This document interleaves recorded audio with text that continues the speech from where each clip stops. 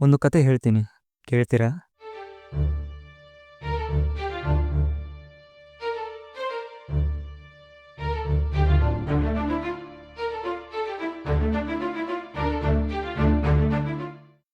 ಆದರೆ ಒಂದು ನಿಮಿಷ, ನಾನು ನಿಮಗೆ ಈ ಕಥೆಯನ್ನು ಹೇಳೋದಿಲ್ಲ, ಆದರೆ ಈ ಕಥೆಯ ಬಗ್ಗೆ ಹೇಳ್ತೀನಿ.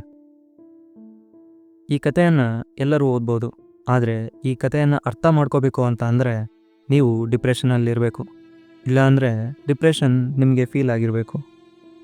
ಹಾಗಾದರೆ ಕತೆ ಶುರು ಮಾಡೋಣವಾ?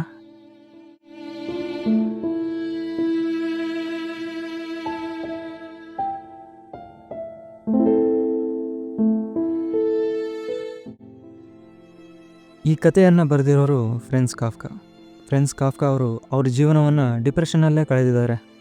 ಡಿಪ್ರೆಷನ್ನಿಂದ ಹೊರಗಡೆ ಬರೋಕ್ಕೂ ಮುಂಚೆನೇ ಅವರು ಸತ್ತೋಗ್ತಾರೆ.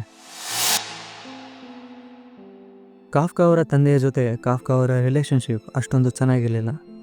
ಅವರಿಗೆ ಇಷ್ಟ ಇರುವ ಕೆಲಸವನ್ನು ಅವರ ತಂದೆ ಮಾಡೋದಕ್ಕೆ ಬಿಡ್ತಾ ಇರಲಿಲ್ಲ. ಕಾಫ್ಕಾ ಅವರ ತಂದೆ ಮನೆಯಲ್ಲಿ ಒಬ್ಬ ಸುಪೀರಿಯರ್ ಕ್ಯಾರೆಕ್ಟರ್. ಮನೆಯವರ ಯಾರ ಮಾತನ್ನು ಕೇಳ್ತಾ ಇರಲಿಲ್ಲ, ಆದರೆ ಮನೆಯ ಹೊರಗಡೆ ಇರುವ ಜನರ ಮಾತನ್ನು ಕೇಳ್ತಾ ಇದ್ರು. ಕಾಫ್ಕಾ ಅವರ ತಂದೆ ಕಾಫ್ಕಾರನ್ನು ಹೇಡಿ ಅಂತ ಅನ್ಕೊತಾರೆ. ಕಾಫ್ಕಾ ಮಾಡುವಂಥ ಪ್ರತಿಯೊಂದು ಕೆಲಸವನ್ನು ತಪ್ಪು ಅಂತ ಹೇಳ್ತಾರೆ. ಇವನ ಕೈಯಲ್ಲಿ ಏನೂ ಆಗೋದಿಲ್ಲ ಅಂತಂದು ಅನ್ಕೊತಾರೆ. ಇದರಿಂದ ಕಾಫ್ಕಾ ಅವರು ಯಾವತ್ತೂ ಕೂಡ ಅವ್ರ ತಂದೆಯ ಜೊತೆ ಅವರ ಯೋಚನೆಗಳನ್ನು ಮತ್ತು ಅವರ ಮಾತುಗಳನ್ನು ಹೇಳ್ಕೊಳ್ಳೋದಿಲ್ಲ.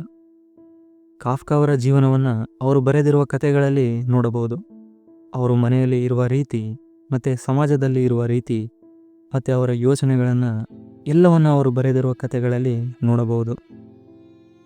ಇವರ ಜೀವನದ ಆಧಾರದ ಮೇಲೆ ಈ ಮೆಟಾಮಾರ್ಫೋಸಿಸ್ ಅನ್ನೋ ಕಥೆಯನ್ನು ಬರೆದಿದ್ದಾರೆ.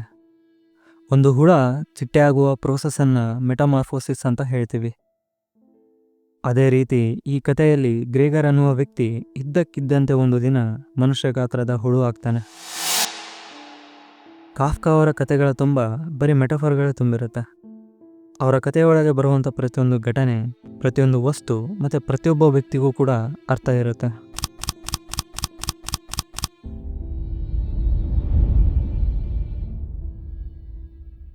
ಆ ಅರ್ಥವನ್ನು ಹುಡುಕುವ ನೆಪದಲ್ಲಿ ನಿಮ್ಮನ್ನು ನೀವೇ ಕಳ್ಕೊತೀರ, ಇಲ್ಲ ಅಂದರೆ ನಿಮ್ಮನ್ನು ನೀವು ಹುಡುಕೊತೀರ. ಎಲ್ಲ ಕಥೆಯಲ್ಲಿ ಇದ್ದ ಹಾಗೆ ಈ ಕಥೆಯಲ್ಲಿ ನಿಮಗೆ ಹ್ಯಾಪಿ ಎಂಡಿಂಗ್ ಸಿಗೋದಿಲ್ಲ. ಯಾಕಂದರೆ ಈ ಕಥೆಯ ತುಂಬ ಬರೀ ನೆಗೆಟಿವ್ ಎಮೋಷನ್ಸ್ಗಳೇ ತುಂಬಿದ್ದಾವೆ. ಅದಕ್ಕೆ ನಾನು ಮುಂಚೆನೇ ಹೇಳಿದ್ದೆ, ಈ ಕತೆ ನಿಮ್ಮನ್ನು ಬದಲಾಯಿಸುತ್ತೆ, ಆದರೆ ಯಾವ ರೀತಿ ಗೊತ್ತಿಲ್ಲ. ಈ ಕಥೆಯ ತುಂಬ ನೆಗೆಟಿವ್ ಎಮೋಷನ್ಸ್ಗಳೇ ತುಂಬಿರೋ ಕಾರಣಕ್ಕೆ ಈ ಕಥೆಯನ್ನು ನಿಮ್ಮ ಮೆಂಟಲ್ ಸ್ಟೇಟ್ ಚೆನ್ನಾಗಿದ್ದಾಗ ಓದೋದಕ್ಕೆ ಹೋಗ್ಬೇಡಿ. ಒಂದು ವೇಳೆ ನಿಮ್ಮ ಮೆಂಟಲ್ ಸ್ಟೇಟ್ ಚೆನ್ನಾಗಿಲ್ಲ ಅಂತ ಅಂದರೆ, ನಿಮ್ಮ ತಲೆಯಲ್ಲಿ ಕೇವಲ ನೆಗೆಟಿವ್ ಥಾಟ್ಸ್ಗಳೇ ತುಂಬಿದ್ದಾವೆ ಅಂತ ಅಂದರೆ ನೀವು ಈ ಕಥೆಯನ್ನು ಓದಲೇಬೇಕು.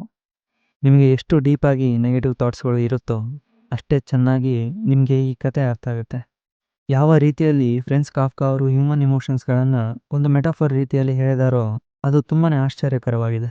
ಮನುಷ್ಯನ ಭಾವನೆಗಳನ್ನು ಮತ್ತು ಅವನ ಯೋಚನೆಗಳನ್ನು ಒಂದು ಮೆಟಾಫರ್ನ ರೀತಿಯಲ್ಲಿ ಬರೆಯೋದು ಅಷ್ಟು ಸುಲಭದ ಮಾತಲ್ಲ. ಇದಕ್ಕೆ ಮನುಷ್ಯನ ಭಾವನೆಯನ್ನು ಒಂದು ಉದಾಹರಣೆಯಾಗಿ ತಗೊಳ್ಳೋಣ. ಆ ಮನುಷ್ಯನ ಭಾವನೆ ಯಾವುದು ಅಂತ ಅಂದರೆ ಭಯ.